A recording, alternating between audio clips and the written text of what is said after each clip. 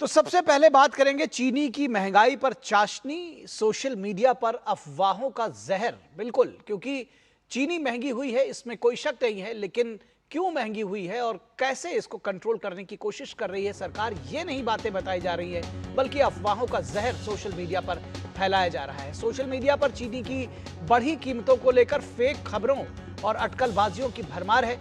कहीं एथेनॉल के लिए गन्ने के इस्तेमाल को महंगाई की वजह बताया जा रहा है, तो कहीं गन्ना किसानों को भुगतान नहीं मिलने का दावा सरकार की नीति पर सवाल उठाते हुए किया जा रहा है। मौका मिलते ही एक वर्ग ऐसे मुद्दों को राजनीतिक और निजी हित के लिए लपक ले रहा है और उसमें भ्रम का नैरेटिव खड़ा करने की कोशिश कर रहा है, जबकि तस्वीर इन दावों से काफी अलग है। हकीकत यह है कि एथेनॉल के लिए चीनी का डायवर्जन बढ़ने के बजाय घटा है। 2022-23 में जहां करीब 12% चीनी एथेनॉल के लिए डाइवर्ट होती थी, वहीं 2025-26 में यह हिस्सेदारी करीब 9% ही रह गई है। देश में बनने वाले एथेनॉल का करीब 3/4 हिस्सा अब अनाज, खासकर मक्का से तैयार हो रहा है।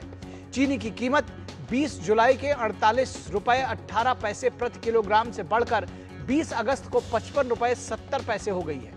सरकार के मुताबिक इसकी बड़ी वजह अनुमान से कम उत्पादन, रेड रॉट और टॉप बोरर जैसी बीमारियां, अत्याधुनिक बारिश से फसल को नुकसान, त्योहारों से पहले बढ़ी हुई मांग और वैश्विक बाजार में कम आपूर्ति है।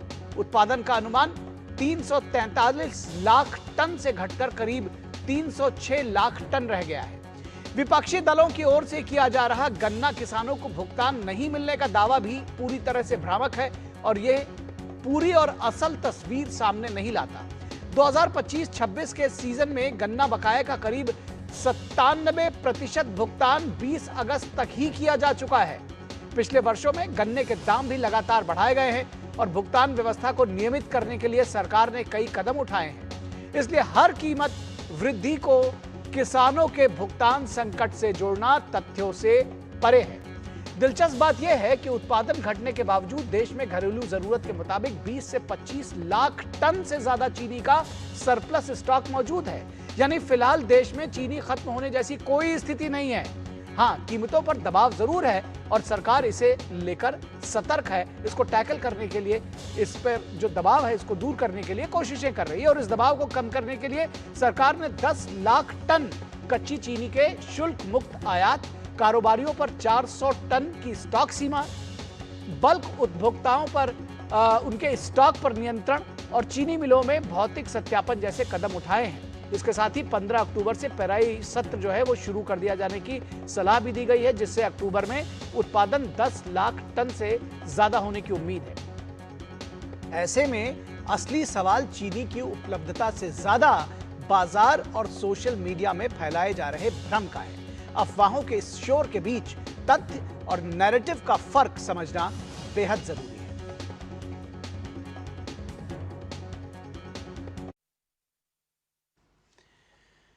और केंद्रीय मंत्री प्रहलाद जोशी का कहना है कि देश में चीनी की कोई किल्लत नहीं है, स्टॉक सरप्लस है।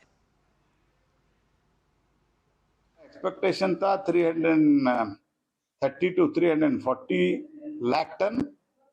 All of a sudden, because of this red rot disease and water scarcity because of the less rain, sugar price has come down.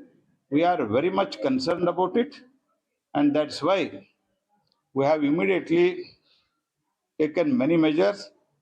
But what is the requirement of India? India's requirement is around 280 lakh ton. And as on date, we have 306 lakh ton. Means more than 20-25 lakh ton we have surplus. I'm telling you surplus. तो 25 lakh ton चीनी का stock surplus है, फिर भी बाजार में अफवाह गर्म है। और कांग्रेस नेता मनीष तिवारी का आरोप है कि चीनी की कीमतें आसमान छू रही हैं। चीनी की कीमतें आसमान छू रही हैं और सिर्फ चीनी ही नहीं, जो बाकी रोज़मर्रा की चीज़ें हैं, चाहे प्याज हो, चाहे आलू हो, चाहे लहसुन हो, जो आम वस्तुएं इस्तेमाल होती हैं, सारे खाद्यान्न पदार्थों की कीमतें आज आसमान छू रही हैं। वही आम आदमी पार्टी के नेता संजय सिंह का कहना है कि देश की जनता पर दोहरी मार पड़ रही है। एक तरफ चीनी की महंगाई की मार और दूसरी तरफ पेट्रोल के नकली और मिलावटी होने की मार। देश की जनता को दो तरह की मार दी जा रही है। तो अभी तक मिलावटी ही था, अब उसमें नकली भी जोड़ दिया है, तो समझिएगा इस पूरे नैरेटिव को। फिलहाल बीजेपी नेता दिनेश शर्मा का कहना है कि सरकार जनता के साथ खड़ी हुई है। ईंधन का संकट पूरी दुनिया में आया, लेकिन भारत ने अपने किसी भी उपभोक्ता को किसी प्रकार का कष्ट नहीं होने दिया। उसका कारण यह है कि विकल्प की तलाश किया। और जो चीनी के दाम बढ़े हैं, कहते हैं, इससे कोई इनकार थोड़ी करता है, लेकिन इसमें तथ्य देखने चाहिए।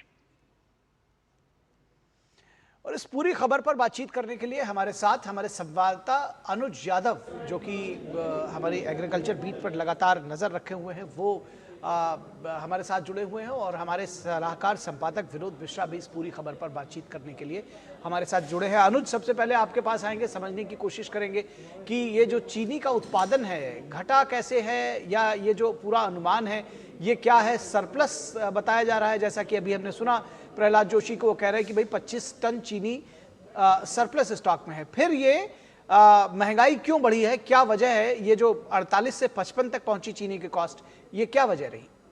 देखिए निखिल, सबसे बड़ी बात यह है कि इस बात को खाद्य एवं उपभोक्ता मंत्रालय ने भी इसको साफ किया है। कृषि मंत्री शिवराज सिंह चौहान ने भी कई बार प्रेस कॉन्फ्रेंस के माध्यम से मीडिया के सामने ये बात रखी है कि इस बार गन्ने का जो उत्पादन रहा था वो कम रहा था पिछले वर्षों के मुकाबले अगर बात करें, और इसी वजह से चीनी के उत्पादन में भी कमी देखने को मिली है। इसी वजह से जो चीनी के दाम है वो थोड़े बढ़ते हुए बाजार में जरूर नजर आए। लेकिन हाँ, ये बात भी खाद्य एवं आपूर्ति मंत्रालय ने साफ इस बात को किया है कि चीनी का जो एक स्टॉक होता है, पर्याप्त भंडार होता है, वो अभी अगले 2 महीने यानी कि जो त्योहारी सीजन है वो अभी तक भी पर्याप्त भंडार है। 25 लाख मैट्रिक टन का जो भंडार है वो अभी देश के पास है। हाँ, जिस तरह की बातें सोशल मीडिया में या कुछ राजनीतिक दल उठा रहे हैं वो सब अफवाहें हैं, और दूसरी बात है कि लोगों को एक तरीके से गुमराह या भ्रमित करने वाली बातें हैं। क्यों? क्योंकि अब इस बात को भी कहा है केंद्र सरकार की तरफ से, जो भंडारण का, जो स्टॉक का एक लिमिट होनी चाहिए, उसको भी सरकार ने व्यापारियों के लिए भी तय कर दिया है कि 15 दिन से ज़्यादा का कोई भी स्टॉक नहीं रखेगा। ये एक सबसे बड़ी बात है, क्योंकि जब जब इस तरह की बातें कभी भी देश के अंदर आती हैं, किसी भी खाद्य पदार्थ को लेकर जब उसकी बढ़ती हुई कीमतों को देखा जाता है तो सरकार उसमें जितने भी ज़रूरी कदम हैं वो हमेशा उठाती है। और ये क्योंकि ये स्थायी समस्याएं नहीं होती हैं, ये अस्थायी रूप से इस तरह की समस्याएं कई बार सामने आती हैं, और सरकार ने समय रहते इस पर एक बड़ा फैसला लिया है। एक तो स्टॉक लिमिट को जो है तय करने का फैसला लिया, दूसरा चीनी को आयात करने का भी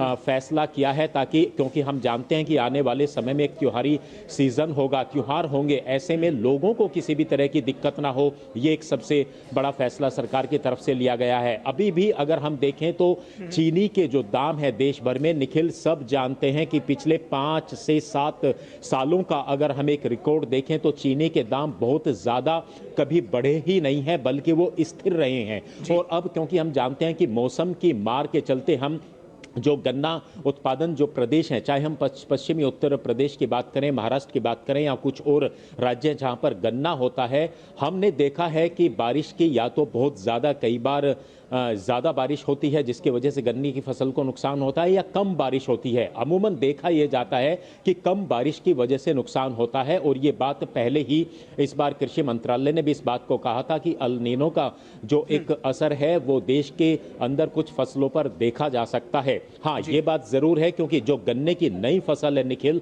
वो अब अक्टूबर से और नवंबर से उसकी पेराई की शुरुआत हो जाएगी। इसलिए 2 महीने के अंदर एक तो सरकार के पास पर्याप्त भंडार चीनी का है, है। दूसरा, आने वाले समय में इस समस्या से कैसे निपटा जाएगा, ये भी सरकार कड़े कदम उठाए हैं। तीसरी सबसे बड़ी बात है कि 2 से 3 महीने के अंदर नई गन्ने की पेराई शुरू होगी तो चीनी का पर्याप्त भंडार देश के अंदर होगा। लेकिन इसके अलावा जो दूसरी खबरें आ रही हैं कि इथेनॉल के अंदर इसका इस्तेमाल किया जा रहा है, सरकार ने इसको पूरी तरीके से नकारा है। और इसका सबसे बड़ा कारण है कि गन्ने का जो डाइवर्ट किया गया था इथेनॉल बनाने के लिए, वो पहले 12% था 2023-24 में, लेकिन 25-26 में देखें तो वो सिर्फ 9% गन्ना ही इथेनॉल के लिए इस्तेमाल किया जा रहा है। निखिल जी, बिल्कुल ठीक है, बिल्कुल ठीक है। लगातार कोशिशें की जा रही है, जैसा कि आपने बताया अभी कि जो त्वरित फैसले लिए गए उनमें यह है कि पेराई सत्र भी है उसको भी और प्रीसीड कर दिया गया है। 15 अक्टूबर से ही पेराई सत्र शुरू करने की सलाह भी दी गई है, यानी कि 10 लाख टन चीनी और अतिरिक्त निकालने की और उसको बनाने की कोशिश की जाएगी। फिलहाल विनोद मिश्रा जी, ये जब पूरी खबर अभी आपने देखा कि किस तरह से उसको विस्तार भी दिया अनुज ने और बताया कि आखिर क्या कुछ वजह रही है चीनी उत्पादन घटने की। इथेनॉल के लिए चीनी का डाइवर्जन घटा है, पहले वो 12% होता था 2022 तक, 2026 में वो 9% ही रह गया है। फिर कौन लोग हैं ये जो बता रहे हैं कि इथेनॉल की वजह से चीनी की कीमतें बढ़ गई? ये कौन लोग हैं जो ये बता रहे हैं कि भाई ये चीनी की ये जो सारा ये गन्ना जो गन्ने का पूरा उत्पादन है उसमें किसानों को भुगतान नहीं मिल रहा है, जबकि 20 अगस्त तक 97% तक सारा भुगतान कर दिया गया है। तो ये सिर्फ बाजार का गिमिक्स नहीं है, बल्कि इसमें राजनीति भी जुड़ी हुई है। लेकिन इंपॉर्टेंट है ये समझना कि पिछले 10 से 11 सालों में ये पहली बार ऐसा हुआ है कि भारत सरकार को चीनी जो है वो खरीदना पड़ रहा है। इसका मतलब आप समझिए, ये चीज़ हमारे दर्शकों को भी समझने की ज़रूरत है। पिछले 11 साल में पहली बार हुआ है कि चीनी खरीदने की ज़रूरत पड़ी है। अगर ये खरीदने की ज़रूरत पड़ी है तो इसका मतलब क्या है? मतलब सीधा सीधे है कि भारत के में चीनी का उत्पादन एक सरप्लस उत्पादन का आप एक पैमाना जो भारत में चीनी की खपत है वो लगभग 250 से लेके 280 लाख मीट्रिक टन का खपत है भारत में। इतने बड़े देश में आप सोचिए कि भारत में 250 से लेके 350 लाख मीट्रिक टन जो है चीनी की खपत है। और हमारा पैदावार जो है चीनी का लगभग पिछले 10 सालों में, पिछले 10 से 11 सालों में लगभग 300 लाख मीट्रिक टन का हमारा उत्पादन है जी। ये तो हमारा ऑन एन एवरेज है। तो जाहिर सी बात है हमें कभी इंपोर्ट करने की ज़रूरत नहीं हुई और न कभी हम राशन के दुकान पे अब चीनी खरीदते हुए हमारे लिए एक मजबूरी हुई है। फ्री मार्केट से फ्री ट्रेड चीनी के लिए है और इतने इन वर्षों में कभी चीनी का दाम बढ़ा नहीं। जैसे अनुज आपको बता रहे थे जी कि चीनी का जो अभी गवर्नमेंट की तरफ से भी ये कही गई है कि भाई उसमें रेड रॉट के डिजीजे चीनी का गन्ना के खेतों में जो पाया गया और दूसरा एल नीनो इफेक्ट और जल भराव भी इसका कारण है। असामयिक बारिश होती है, कहीं गन्ने के खेतों में असमय बारिश के कारण बहुत पैदावार नुकसान भी हुए हैं। राजनीति देखने की ज़रूरत जो ये है कि जो लोग देख रहे हैं इसमें वो सीधा सीधी इस बात को देखिए कि अभी पर्व का सीजन है, फेस्टिवल सीजन है। आपने देखा होगा कि रक्षाबंधन को लेके किस तरह के एक वल्गर ऐड बनाया जा रहा है कि भाई आपको चीनी नहीं इस बार नमक खाना पड़ेंगे। क्या क्या कांग्रेस के मीडिया और कांग्रेस के आईटी सेल्स में इस तरह की एडवर्टीजमेंट है। तो क्या आपको लगता नहीं है कि एक तरह से एक लॉबी को जो कालाबाजारी और होर्डिंग के लिए ये बातें करके और चीनी के दाम में अलग अलग जगह में बढ़ाने की कोशिश कर रहा है, जो गवर्नमेंट की तरफ से बार बार ये कही जा रही है कि अभी का जो स्टॉक है उसमें भी सरप्लस है आपका 35 से 50 लाख मीट्रिक टन जो है अभी भी आपके खर्चे से ज़्यादा सरप्लस है। और ये भी एश्योरेंस है कि अक्टूबर के बाद से इसकी पेराई शुरू हो जाएगी तो लगभग नवंबर दिसंबर आते आते ये नॉर्मल सिचुएशन में आ जाएगा। चीनी का कुछ ऐसा हाहाकार नहीं है, लेकिन ये सोशल मीडिया का जो हाहाकार है मुझे लगता है कि वो एक तरह से एक लॉबी को आप एक तरह से पिन अप करते हैं जी। जो अनुज आप बता रहे थे, मैं थोड़ा सा उसको आपको टेक्निकली ये बता दूं कि 1 क्विंटल गन्ने में लगभग 10 से 11 किलो चीनी का उत्पादन होता है जी। और 1 क्विंटल गन्ने में मुश्किल से अभी जो चीनी मिल है उसको 2 से 2.5 किलो आपको इथेनॉल का उत्पादन होता है जी। तो आप बताइए कौन ऐसा मिल मालिक होगा जो चीनी छोड़ के और वो इथेनॉल बनाना शुरू कर देगा। ये चूंकि चीनी मालिकों को फ़ायदा, चीनी के जो मिल है उनको ये होता है कि चीनी के जो भी एक्सट्रैक्ट बचते हैं, अवशेष बचते हैं, उनसे वो पेराई सीजन के बाद में इथेनॉल बनाना शुरू करते हैं जी। और ये इथेनॉल भारत के किसानों का, गन्ना उत्पादकों के साथ साथ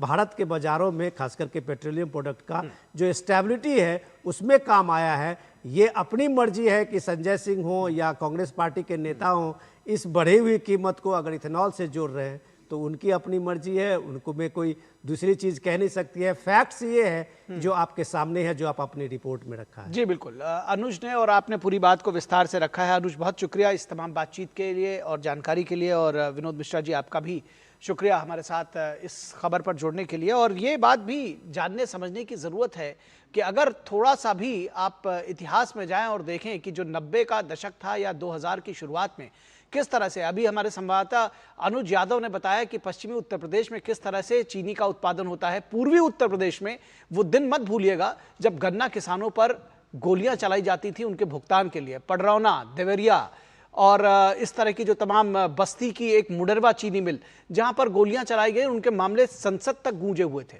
और आज का दिन है, आप इन खबरों में भी नहीं देख रहे होंगे कि कहीं गन्ना किसानों के भुगतान का कोई मामला चीनी मिलों से अटका हो। स्थितियां बदली है लेकिन बावजूद सियासत उसी तरह से गर्म है। रुकेंगे एक ब्रेक के लिए, ब्रेक के बाद जब वापस लौटेंगे तो चर्चा होगी उत्तर प्रदेश के सियासत की। ब्रेक के बाद